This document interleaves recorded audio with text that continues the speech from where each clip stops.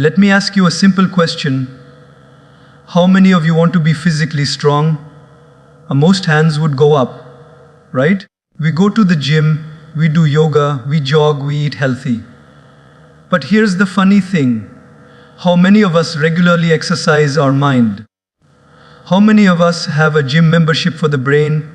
You see, physical strength helps you lift weights, but mental strength helps you lift life. And life will throw weights much heavier than dumbbells, rejection, betrayal, failure, loss. The secret is not just to look strong, but to become strong here, point to head and heart. Today, let's explore the secret of becoming mentally strong. Control what you can, let go of what you can't. This is one of the greatest secrets of mental strength. But let's be honest, it's also one of the hardest things to practice.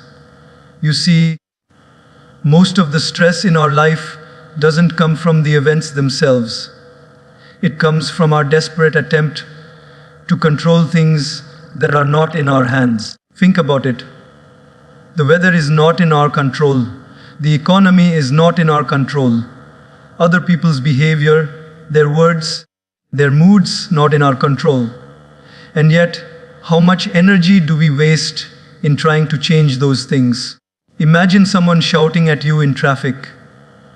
You didn't do anything wrong, but they're angry. Now you have two choices.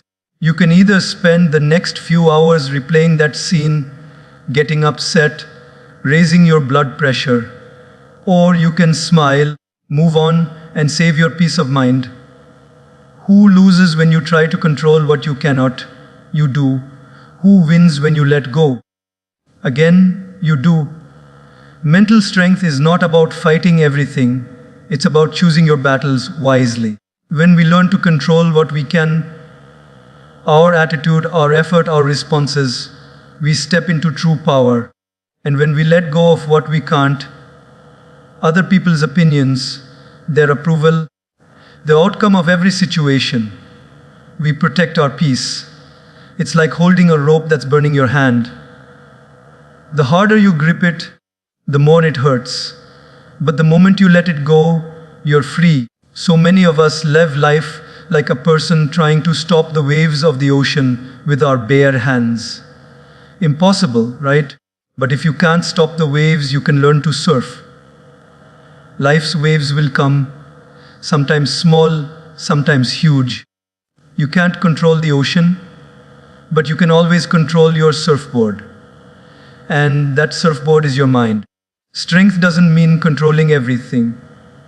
Strength means knowing what to hold on to and what to release. That balance, that wisdom, is what makes a person truly unshakable. Shift from complaining to gratitude. This is like shifting from darkness to light. Think about it. Have you ever met someone who always complains? The weather is too hot, the traffic is too slow, the food is not perfect, people are not nice enough. And if by chance all of those things go well, they'll still complain about how tomorrow might not be the same. Complaining becomes a habit. It drains your energy, and it drains the energy of everyone around you. Now here's the truth: life will never be perfect. If we wait for everything to be flawless before we feel happy, we will keep waiting forever. Complaining is like carrying a bag full of stones. Every small irritation, every small dissatisfaction adds another stone to the bag. You don't see it immediately, but over time, that bag gets heavier and heavier. Gratitude, on the other hand, is like taking those stones out one by one until your load becomes light. Let me give you an example. Imagine waking up in the morning. You can either complain, "Why is it so early? Why do I have so many problems to deal with? Why is life so unfair?"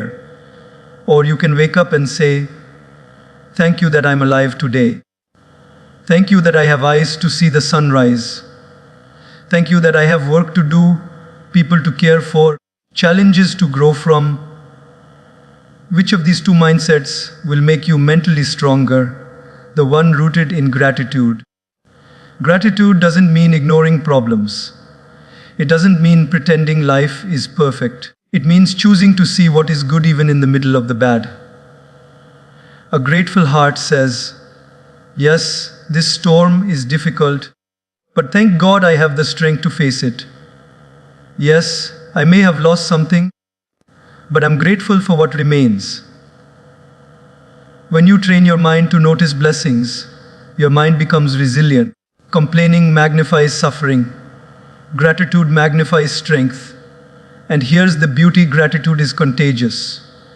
When you express it, it uplifts others. It creates an atmosphere of positivity. A complaining heart pulls people away from you, but a grateful heart draws people close. And when you're surrounded by positivity, you naturally become stronger.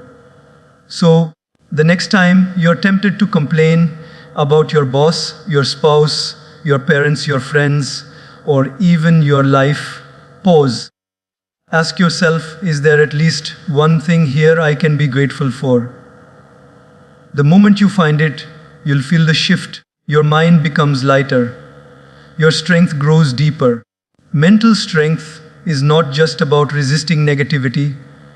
It's about replacing it with appreciation. It's about training your brain to see the rose, not just the thorns. It's about saying, yes, life is not perfect, but life is still precious. And when you live with that attitude, no challenge can truly break you. Embrace discomfort and challenges. This is where real mental strength is built. Let's be honest, all of us love comfort. We love soft pillows, easy routines, familiar situations. Comfort feels safe. But here's the paradox of life. The more we cling to comfort, the weaker we become. The more we step into discomfort, the stronger we grow. Think about the gym. If you keep lifting the same small weights every day, you will never grow stronger. Muscles grow when they are stretched, when they feel that burn, when they experience resistance. It is the same with the mind. If you always stay in your comfort zone, avoiding challenges, avoiding failure, avoiding discomfort, your mind never develops resilience. But when life gives you problems, setbacks, and struggles, it's actually giving you weights to lift. Let me share an image with you. Picture a butterfly struggling to come out of its cocoon. The process looks painful, even cruel. You might feel like helping it, tearing the cocoon so it can fly easily. But if you do that, the butterfly will never develop the strength in its wings. The struggle is what makes it capable of flying. Without the struggle, it remains weak. In the same way, our discomfort, our challenges, our hardships, these are not punishments. They are training grounds. They prepare us to fly. Most of us pray for an easy life. But what if instead we prayed for a strong mind? Because life will never be easy. Discomfort will come: losing a job, facing rejection, failing an exam, having conflicts in relationships. You can't escape these. But you can choose your response. You can either say, why me? Why is this happening? Or you can say, what is this teaching me? How can I grow from this? That shift in mindset is where your true strength is built. Look at every successful person, every inspiring leader, every wise elder. None of them became strong in comfort. They became strong in discomfort. They faced rejection, they faced loss, they faced ridicule, they faced failure. But instead of running away, they leaned into the challenge. And that leaning in made them unshakable. When you embrace discomfort, something magical happens. You stop fearing life. You begin to see that storms don't come to destroy you. They come to clear your path. You begin to realize that every mountain you climb makes your legs stronger. You begin to trust that you are tougher than the test. So, the next time you face discomfort, maybe it's a difficult conversation, a tough exam, a failed plan, don't run away. Breathe, Face it, learn from it, thank it. Because that challenge is not breaking you, it's shaping you. That discomfort is not a curse, it's a gift in disguise. Remember, comfort creates weakness. Discomfort creates warriors. If you want to be mentally strong, don't pray for fewer problems. Pray for greater courage. Don't avoid the storm. Learn to dance in the rain. And when you embrace life's discomforts with that spirit, no obstacle can stop your growth. Detach from people's opinions. If there's one trap that steals our peace more than anything else, it is this. Most of us live like prisoners in the jail of other people's thoughts. We dress a certain way, not because we like it, but because what will people say? We post something on social media, and our mood for the entire day depends on how many likes or comments we get. We choose careers, partners, even hobbies, based not on what we truly want, but on what will get us approval. But here's the hard truth, no matter what you do, you can never satisfy everyone. If you speak too much, they'll call you arrogant. If you stay quiet, they'll call you boring. If you're too ambitious, they'll say you're greedy. If you're too humble, they'll say you lack drive. People will talk and talk and talk. If you spend your life trying to silence every opinion, you will exhaust yourself before you even begin to live. Let me tell you a small story. A man and his son were walking with their donkey to the market. First, the man rode the donkey while the boy walked. People said, "Look at that cruel father making the poor boy walk." So the man got down and the boy rode the donkey. Then people said, "Look at that spoiled child making his father walk." So both of them rode the donkey. Now people said, "How cruel! Both of them are overloading the poor animal." Finally, they both walked alongside the donkey. And people said, "How foolish! They have a donkey and no one is riding it." Do you see the point? No matter what they did, someone had an opinion. If you keep living by people's opinions, you will end up carrying the donkey on your shoulders. That is the weight many of us carry today, the burden of unnecessary approval. And it is heavy.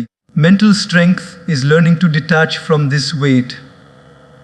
It doesn't mean becoming rude or arrogant. It means respecting people's opinions, but not being ruled by them. It means listening, but not letting it dictate your peace. When you know who you are and what you stand for, people's words become like passing wind. You feel it, but it doesn't shake your roots. Ask yourself, who are you living for? The answer should not be for them. Live for your values, for your growth, for your purpose. People's opinions change like the weather. One day they praise you, the next day they criticize you. If your self-worth rises and falls with their words, you will always remain unstable. But if your self-worth comes from within, your integrity, your character, your truth, then no opinion can control you. Remember this, people will talk, whether you succeed or fail, whether you rise or fall. So you might as well live authentically. You might as well follow your path with courage. Because at the end of the day, when you rest your head on your pillow, it won't be their opinions that comfort you. It will be your own conscience. Detach from people's opinions, and you will find freedom. And in that freedom lies unshakable mental strength. Practice emotional balance, respond. Don't react. This is one of the deepest signs of true mental strength. Most of us live like a balloon filled to its maximum capacity. A small prick, someone's word, someone's action, and we burst. We shout, we fight, we cry, we regret later. This is what happens when we live in a state of reaction, not response. Reaction is instant. It is emotional. It is driven by ego. Somebody insults you, and before you can even think, Your tongue shoots back a harsher insult. Somebody cuts you off in traffic, and before your brain processes, your hand is already on the horn, your temper boiling.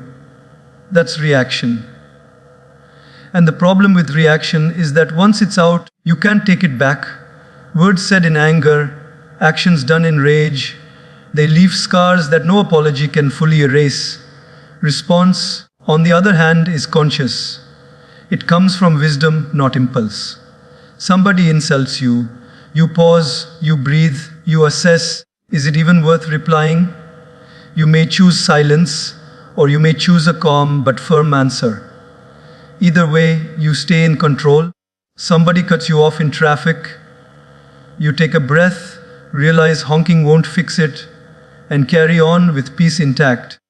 Response is not weakness, it is strength. It takes far greater power to control yourself than to control others. Think of it like this. Imagine holding a glass of water. If your hand shakes suddenly, the water spills everywhere. That's reaction, spilling emotions all over the place. But if your hand is steady, the glass stays full. That's response, keeping your emotions balanced no matter what shakes you. Let me share a story. A monk was once insulted harshly by a passerby. Instead of getting angry, he smiled. His disciple asked, "Master, how can you stay calm when he disrespected you so much?" The monk replied, "If someone gives you a gift and you refuse to accept it, to whom does the gift belong?" The disciple said, "To the one who tried to give it." The monk said, "Exactly. His anger, his insult, it stays with him. I don't need to accept it." That is emotional balance, choosing not to drink the poison handed to you. Life will always test your emotions. Someone will betray you. Someone will disappoint you. Someone will misunderstand you. You can't control their actions, but you can always control your response. Mental strength is not about never feeling anger, sadness, or fear. It is about not letting those emotions drive your actions blindly. It is about feeling deeply, but acting wisely. And here's something powerful. When you practice responding instead of reacting, people begin to respect you. They see you as stable, dependable, unshakable. You become a calm presence in a chaotic world. That's leadership, that's strength. So the next time you feel your emotions rising like a storm, pause. Take a breath. Ask yourself, do I want to be a slave to this moment, or do I want to master it? That pause is the birthplace of response. And every time you choose response over reaction, you build another brick in the wall of your mental strength. True strength is not in lifting heavy weights. True strength is in lifting heavy emotions without letting them crush you. And when you master this, you become unstoppable. Develop self-discipline. This is the backbone of mental strength. Without discipline, the mind becomes like a wild horse. Powerful, yes, but out of control. With discipline, that same horse becomes a force that can carry you anywhere you want to go. The difference between ordinary people and extraordinary people is not talent, not intelligence, not even luck. It is discipline. Think about it. Everyone knows what is good for them. We all know eating junk food daily is harmful. We all know scrolling endlessly on the phone steals our time. We all know waking up late makes us sluggish. We all know exercising, reading, meditating, working hard, these are good for us. The problem is not knowledge. The problem is discipline. Knowing what to do and not doing it is the greatest weakness of the human mind. Self-discipline is the ability to do what needs to be done even when you don't feel like doing it. That's where true strength lies. Anybody can work hard when they're motivated, but discipline is working hard when you're tired, when you're bored, when nobody is watching, when there is no applause. Motivation is temporary, it rises and falls like waves. Discipline is permanent. It's the anchor that holds you steady no matter how stormy the sea gets. Let me give you an example. A student preparing for exams has two choices every night: open the book or open social media. Motivation might push him for a few days, but eventually the mood fades. Discipline is what will make him choose the book again and again until he passes. Or take a musician, discipline is practicing daily scales even when no inspiration strikes. Take an athlete, discipline is waking up at 5 a.m. for training even when the bed feels warm and inviting. Success is not built on random bursts of inspiration, it's built on daily habits, on discipline. There's a story of a bamboo tree. When you plant it, for the first 5 years you water it, nurture it, but nothing seems to grow above the ground.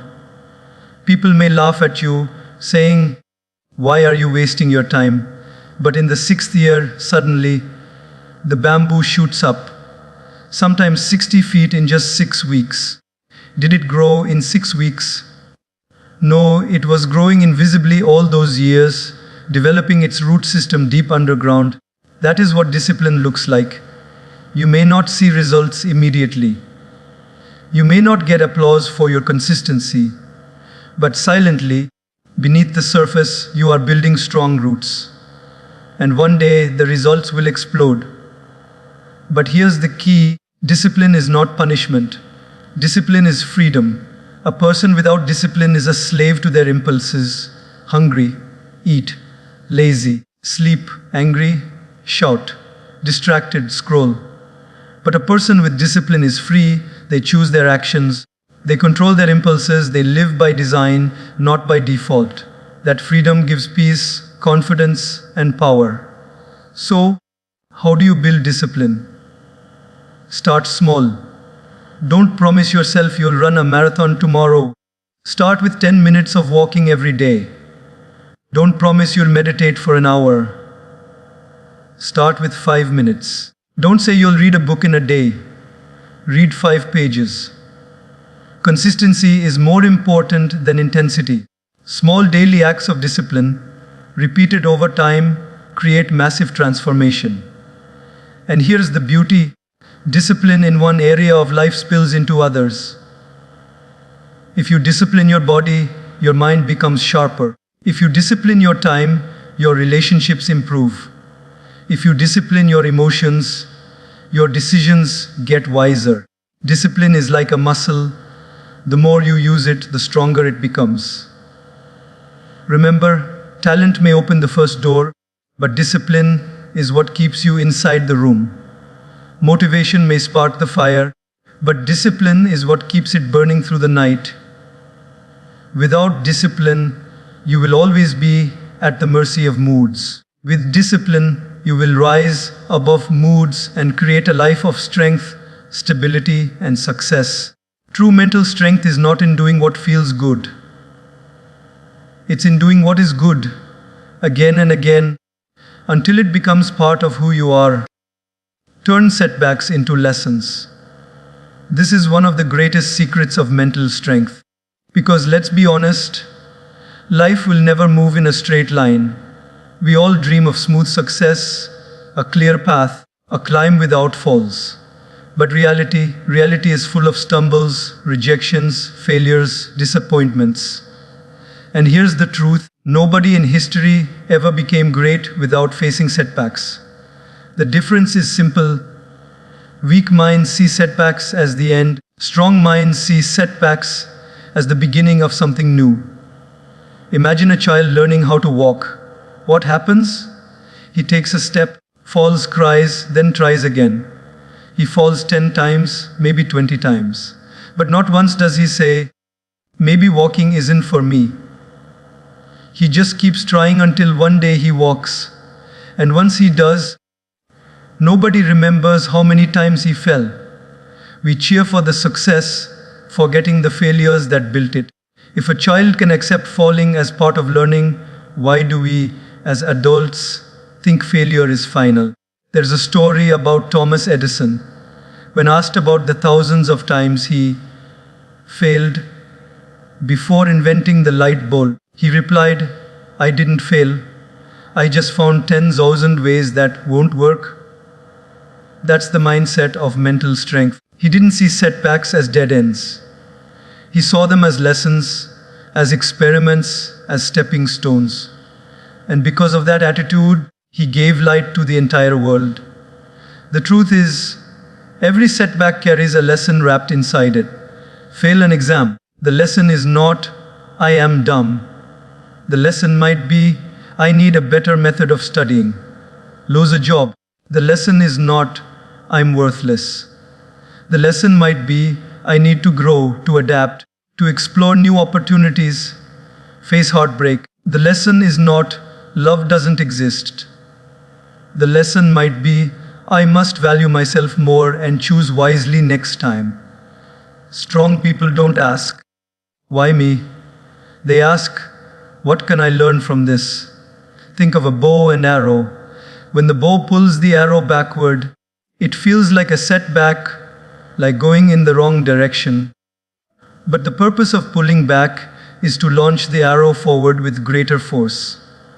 In the same way, life's setbacks may feel like you're moving backward, but they are preparing you for a stronger, faster leap forward. The problem is, most people stop at the pain of the setback. They get stuck in self-pity, in anger, in regret. But mental strength means moving from pain to purpose. It means saying, yes, this hurt me. Yes, this delayed me. But it didn't destroy me. It taught me something that success could never teach me. And here's a secret: setbacks build humility. Success can make us proud, but failure grounds us. It reminds us that we are human, that we need to grow, that we still have more to learn. And humility is the soil where true wisdom grows. So, the next time life knocks you down, don't stay on the ground. Ask yourself, what is this trying to teach me? How can I use this experience to grow stronger? Then rise with that lesson in your heart. Because one day, when you look back, you will realize your biggest setbacks were actually your biggest teachers. Remember, failure is not the opposite of success. Failure is part of success. Each fall is a step on the staircase to greatness. Weak people see a wall and stop. Strong people see a wall and learn how to climb it. Mental strength is not in avoiding setbacks. It is in transforming them into stepping stones. And once you master that art, nothing in life can truly defeat you. Surround yourself with positivity. This is like choosing the air you breathe for your mind. Just as your lungs need clean oxygen, your mind needs clean thoughts, clean words, and clean environments. You may not realize it, but the people you spend time with are shaping you every single day. Their words, their attitudes, their energy, it all seeps into you silently like air. If you surround yourself with negativity, criticism, gossip, and constant complaining, your mind will slowly become heavy and dark.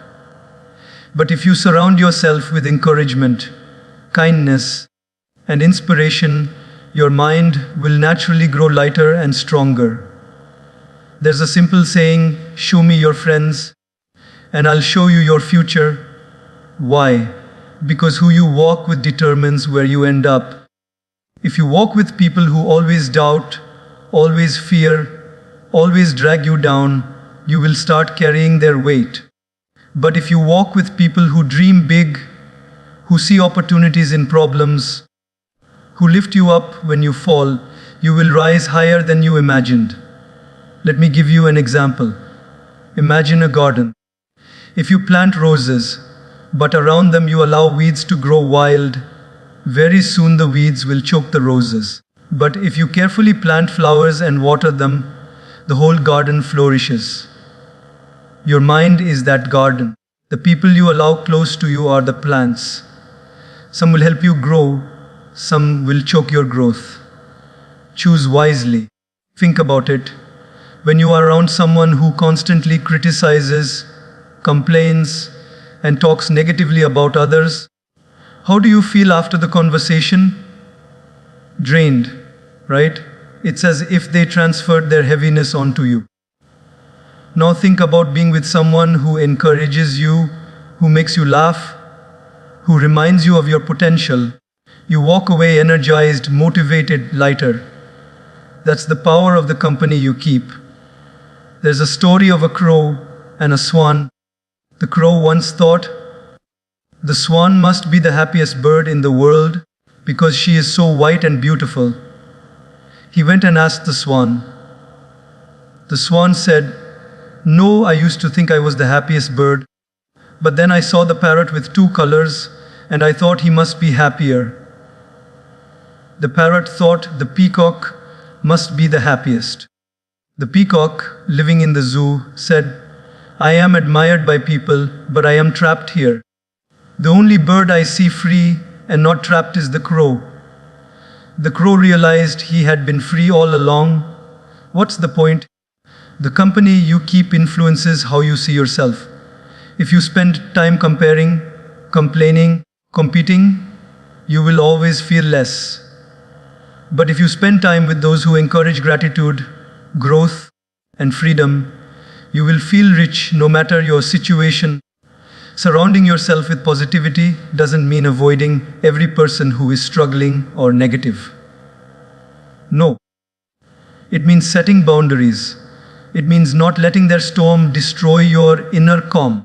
And it means intentionally seeking out uplifting influences, books, podcasts, mentors, spiritual practices, communities where people push you higher. Positivity is not about blind optimism. It is about choosing to focus on solutions instead of problems, on gratitude instead of complaints, on faith instead of fear. And when you surround yourself with people who think that way, slowly their mindset becomes yours. Just as iron sharpens iron, good company sharpens your mind. So ask yourself today, who are the 5 people I spend most of my time with? Do they bring out my best self, or do they pull me into negativity? Because whether you notice it or not, they are shaping you. If you want to be mentally strong, walk with people who strengthen you. And if you can't find them immediately, be that person for yourself. Read uplifting words, listen to inspiring voices, speak kindness to your own heart. In the end, your environment is your power source. Plug into negativity and your battery drains. Plug into positivity and your battery charges. And the stronger your battery, the farther you can go in life. Build spiritual anchoring. This is the deepest root of mental strength. Because let's face it, life will shake you. Storms will come, failures, betrayals, losses, uncertainties. If your roots are only in external things, money, success, relationships, appearance, then when those things get shaken, you collapse. But when your roots are anchored deep in something higher, something eternal, you may bend, but you will not break. Spiritual anchoring is like having a lighthouse in the middle of a stormy ocean. The waves crash, the winds roar, but the light keeps shining, guiding you back to safety. Without that anchor, you get tossed around by every emotion, every opinion, every problem. With that anchor, you remain steady. Let me give you a simple example. A kite flies high in the sky, but what keeps it stable? The string tied to the ground. Without the string, it looks like freedom, but in reality, it would drift aimlessly until it crashes. In the same way, we may think anchoring ourselves to spirituality limits us, but in truth, it is what allows us to soar without losing direction. No, spirituality doesn't mean the same thing for everyone. For some, it is prayer, connecting with God, surrendering worries, seeking strength beyond themselves. For others, it is meditation, stilling the mind, breathing deeply, finding inner calm. For some, it is reflection, reading wisdom, journaling, walking in nature, listening to the quiet voice within. The form doesn't matter as much as the essence, connecting yourself to something greater than your daily worries. There's a story of a ship in ancient times. When storms hit, sailors would drop a heavy anchor into the sea. The anchor didn't stop the storm, but it kept the ship from being blown away. That's what spiritual anchoring does. It doesn't magically remove the problems of life, but it stops those problems from carrying you into despair. Without spirituality, even small problems feel unbearable. With spirituality, even great problems feel lighter because you know you're not facing them alone. You start to see life with a wider lens. Instead of asking, "Why is this happening to me?" you ask, "What is life teaching me through this?" That shift is the difference between collapse and resilience. Many people think mental strength is just willpower. But willpower has limits. You can push yourself only so far on your own. Spiritual strength goes beyond willpower. It connects you to a deeper reservoir of peace and courage. It gives you a reason to keep going when your own strength runs out. Think of the strongest people in history: leaders, saints, reformers, visionaries. What gave them strength to stand against hatred, injustice, fear? It wasn't just intellect or willpower. It was a deep spiritual anchor. They knew their purpose came from something higher, something unshakable. And here's the beauty. When you anchor yourself spiritually, you stop being overly dependent on the outer world for happiness. Success or failure, praise or criticism, wealth or poverty, these still affect you, but they don't control you. You learn to carry an inner peace that the world cannot give and cannot take away.